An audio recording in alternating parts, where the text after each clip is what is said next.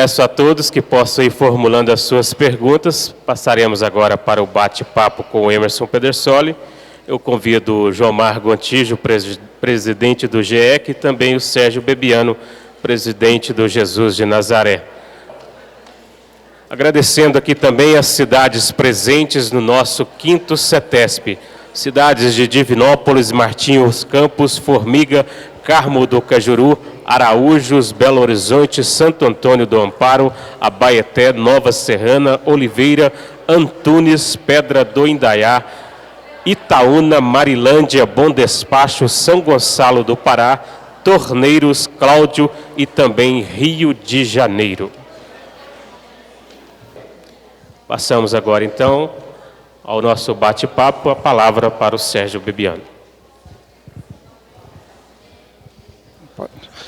Bom, queria fazer uma pergunta minha primeiro. Emerson, a gente comete erros, né, de duas formas. Aquele erro que a gente comete consciente, né, que advém de vícios ou de alguma situação que a gente sabe que é errado e mesmo assim comete aquele erro, né? Por exemplo, um crime, alguma coisa que a gente sabe e acaba fazendo. Agora, existe um erro que a gente comete na inocência, na ignorância, sem maldade. A gente erra, mas porque não tinha consciência que aquilo é um erro, né? É um erro, vamos dizer assim, que não teve a intenção de errar, mas mesmo assim errou, talvez prejudicou algumas pessoas. Então, eu queria saber a situação, né, no momento da morte, da pessoa que cometeu esse erro conscientemente, sabia que era errado e mesmo assim o fez por algum motivo, egoísmo, orgulho, vício, e aquela que cometeu um erro, mas foi sem maldade, sem intenção de cometer o erro, né? Olha só, 2 tipos de erros, o intencional e o não intencional. O erro, na nossa ótica, ela é sempre dúbia no julgamento. Tanto que Deus julga pela intenção e não pelo ato. Ele vai colocar isso, por exemplo, naqueles que vão para a guerra. Quem vai para a guerra e mata, existe 2 tipos de sentimentos daqueles que matam. Aquele que está com ódio e está atirando, e aquele que está atirando, não necessariamente com ódio, mas está defendendo a sua nação, a sua família, o seu povo. Aquele que se envolve com ódio, ele está cometendo um erro de forma muito mais grave do que aquele que está em defesa. Mas se aquele que está em defesa ainda tem o sentimento de compaixão, de misericórdia, e ainda pede por aquela situação ali para não acontecer um agravamento, o sentimento dele é que está sendo percebido. Então hoje é difícil a gente pensar na pergunta, aquele que comete um erro assim inocentemente, porque hoje é difícil a gente pensar no erro inocente. A gente sabe o que é certo e o que é errado, não precisa de conhecer Jesus para saber o que é certo e o que é errado, gente. Se nós pegarmos só os 10 mandamentos, não precisava nem do Cristo ter vindo, mas ele veio porque a gente não conseguiu assimilar Moisés.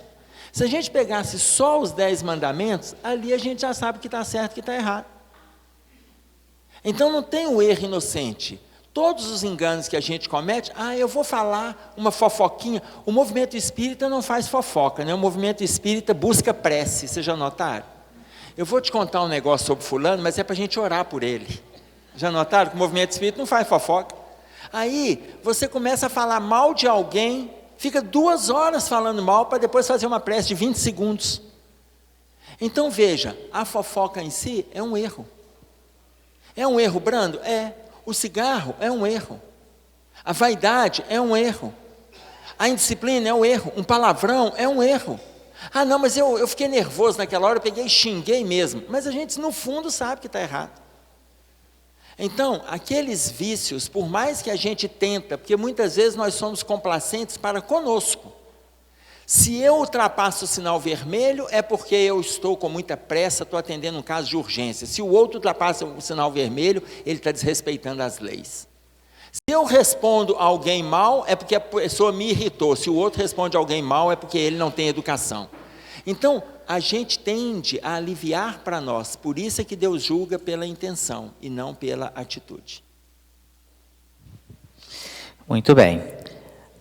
Tem uma pergunta aqui, mas antes disso, aqui um agradecimento. Gratidão, sua palestra veio responder minhas angústias. Deus te abençoe infinitamente. A pergunta é o seguinte: sobre a terceira programação do casamento... Eu sabia. É lógico. Ser moderador tem essas vantagens. Você faz a pergunta e deixa ele responder, né? Olha essa aqui. O que dizer sobre o casamento entre homossexuais? Pode ser considerado uma programação, o casamento entre gays e lésbicas? Responde aí, velho. Veja bem, como vocês podem observar, eu disse que nós fazemos programações e aqui nós, inclusive, mudamos programações. E no final, eu ainda coloquei para vocês assim, a gente faz programações, muda as programações e mesmo na mudança, a espiritualidade nos ajuda. Nos ajuda. O que dizer do casamento entre homossexuais? Não importa se do sexo masculino ou do sexo feminino. Deus não vai julgar, não é pelo gênero, é pelo sentimento. A nossa preocupação não é o casal de homossexuais do sexo feminino ou do sexo masculino, mas sim aqueles héteros que não se respeitam, aqueles héteros que se agridem, aqueles héteros que traem, aqueles héteros que mentem. Então a nossa preocupação não é o que dizer destes. Estes representam casamentos normais, como os nossos casamentos ditos héteros. Mas a preocupação é a moral daquela relação. Porque já me veio uma outra pergunta: o que dizer de casais de homossexuais que estão assumindo adoção e a educação de crianças e tal? O que dizer? A minha preocupação não são os casais de homossexuais que estão adotando, são os casais de héteros que estão educando mal e porcamente os seus filhos, ou os biológicos ou os adotivos. Isso é que é preocupante. Por quê? Porque se nós entendermos como algo natural, isso para a cabecinha deles, dos meninos, também é absolutamente natural. É a gente que está com dificuldade e achamos que o preconceito já está vindo dali. Conheci um casal, uma dupla, uma fazia o papel masculino, a outra fazia o papel feminino, as duas se consorciaram, pegaram uma criança para criar. Quando esse garoto estava entre 4 e 5 anos de idade, a gente estava numa data comemorativa, num aniversário, e aí precisava de ir na farmácia para comprar um remedinho. Eu peguei e falei: pode deixar que eu vou. Falei para a dona da casa e pedi o garoto para ir comigo. E aquele garotinho que já estava ali brincando comigo naquela festinha, ele foi comigo e a gente foi conversando. E eu estava vendo a naturalidade com que ele trata as duas mães. E ele chama as duas de mães. Uma ele chama de mãe Lê, a outra ele chama de mãe Kel. E as duas são mães. Eu falei assim: e lá na escola? Uai, meus colegas têm mãe e têm pai, mas eu tenho colega que tem 2 pais. É mesmo, meu filho? É. Eu tenho 2 mães, eu tenho colega que tem 2 pais, mas a maioria tem uma mãe e um pai só.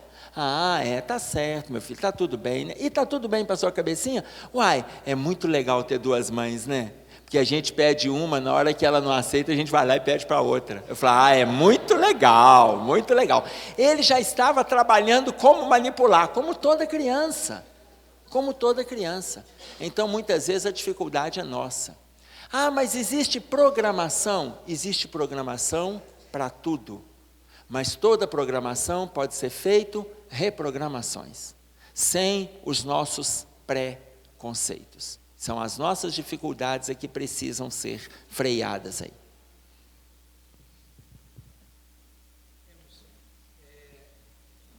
São 2 perguntas. Saiu? 2 perguntas, mas o mesmo assunto. Primeira: qual o procedimento que deve ser adotado pelo espírito que desencarnou e se encontra no umbral? Aí ele explica na segunda: é que, podendo se ajudar, tendo condições, o que impede espíritos evoluídos de trabalharem incessantemente com auxílio dos espíritos que estão no umbral? Será que a não proximidade não parece um tanto segregatória? Se a não proximidade do mentor é segregatória, não, veja, aqueles que estão no umbral, eu vou repetir nos meus termos, o que fazer para ajudar um espírito que está em regiões de sofrimento, que está no umbral, e muitas vezes, será que ele não está sendo colocado de lado? Os mentores que têm o trabalho de estar ajudando todo mundo, não poderia tirá-los daquela situação de sofrimento? Não é isso? Então tá, então veja bem, muitas vezes eles não são retirados do plano espiritual, não é por causa dos mentores. Quem tiver a chance de ler ação e reação, os mentores entram em regiões de sofrimento, lançam a rede para recolher determinados espíritos que estão em sofrimento. Os espíritos que têm condições de sair, seguram na rede, como se fosse uma rede de pescar. Eles são pescados como peixes. E aqueles que não querem sair, que no fundo eles gritam por socorro, mas ainda estão imantados no ódio, na mágoa, na vingança, na indignação, na hora que eles seguram na rede, a rede se desfaz, porque o sentimento deles não é sincero. Então não são os mentores que não foram recebê-los, eles que não estão em condições de sair, porque no fundo não estão fazendo movimentos de mudança. Vão repetir André Luiz, lá no capítulo 1, 2 do livro Nosso Lar, ele era visitado por Clarencio, e Clarencio não conseguiu retirá-lo de lá. Quando que ele conseguiu tirar? Pela mãe, inclusive. Quando que Clarencio se apresentou para ele? Quando ele lembrou, 8 anos depois de estar no umbral, quando ele lembrou que um dia a mãe dele o ensinou a orar. E aí ele bateu com o joelho no chão e rezou. Quando ele orou, na hora que ele terminou a oração, indignado, mas uma indignação sadia, tem que haver, olha o questionamento dele, tem que haver um Criador para tudo isso? Tem que haver um Criador? Eu estou sofrendo aqui, anos depois da minha morte, tem que haver um Criador. Aí ele lembrou que um dia a mãe dele o ensinou a orar, ajoelhou e orou. No final da oração, Clarencio, mentor espiritual, estava ao lado dele. Ou seja, ele apresentou um desejo firme de mudança. Vamos pegar um outro exemplo. Ayrton Senna, ele desencarnou, mas ele ficou 1 ano isolado no plano espiritual. Mas ele não ficou isolado no umbral, não. Ele começou a buscar uma saída, porque ele não estava aceitando a morte. Ele achou uma casinha abandonada, lá no fundo de uma praia, longe, e ele foi caminhando em direção àquela casinha e se isolou. A avó dele, durante 1 ano, ela foi para recebê-lo, durante 1 ano, e ele não via a avó. E durante 1 ano ele saía daquela casa, caminhava pela praia, voltava para casa. Caminhava pela praia, voltava para casa. Saía, caminhava, e indignado, porque ele já tinha entendido que ele tinha morrido. Por quê? Ele não conseguia conversar com ninguém no corpo físico. Ele lembrava do acidente que aconteceu com ele. E aí ele faz uma oração.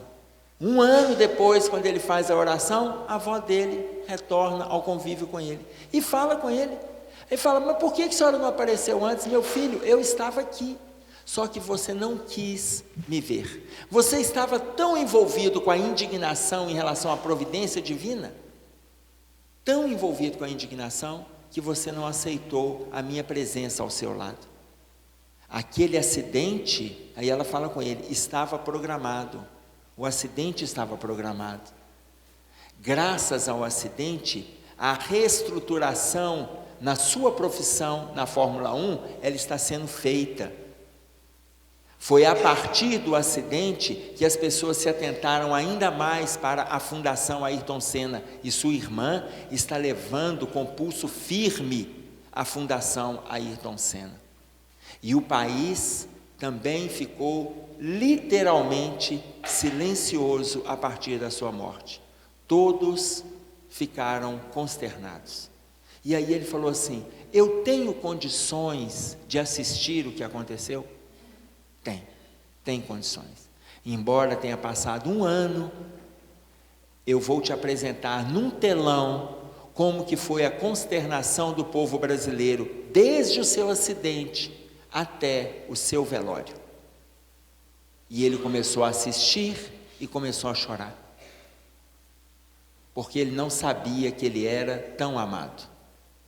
Então, vocês imaginem, ele só foi ajudado depois que ele parou para orar, mas é a oração sincera. André Luiz foi a oração sincera, porque tem muitos que estão falando o nome de Deus, e olha gente, falar o nome de Deus, falar o nome de Jesus, isso aí, hoje não está levando ninguém para a arena mais. Há 2000 anos atrás ia para a arena, era comido pelos leões, ia ser crucificado, morria queimado. Hoje você pode falar de Jesus até morrer, você gasta a língua, mas não chega um fósforo para te queimar. Então, em nome de Jesus, ninguém é queimado mais.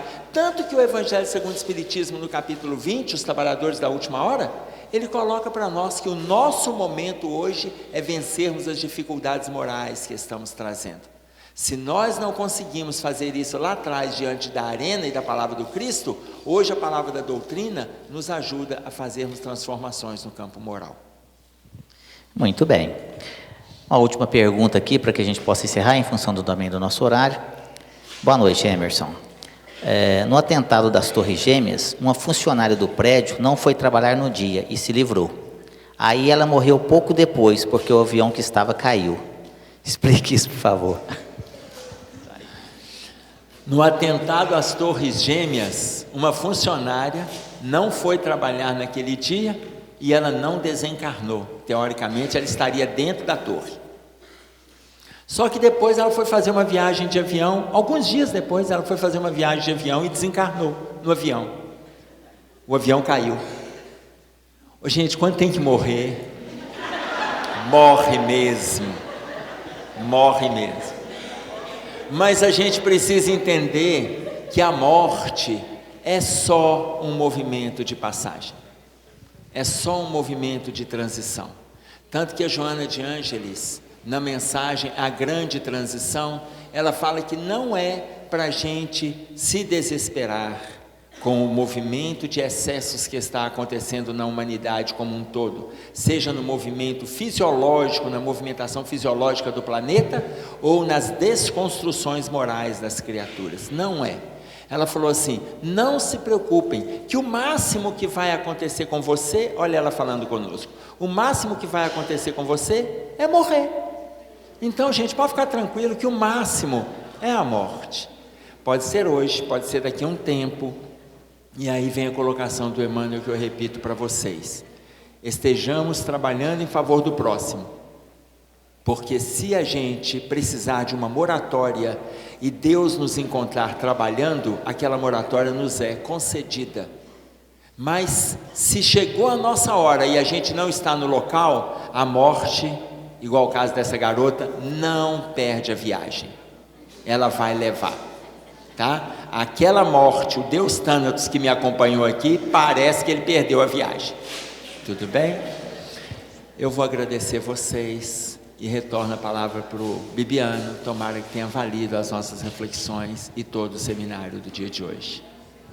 Nós que agradecemos, Emerson, e a todos vocês. Vamos passar para o Eurípides fazer o encerramento, que Jesus possa nos abençoar e até o próximo CETESP.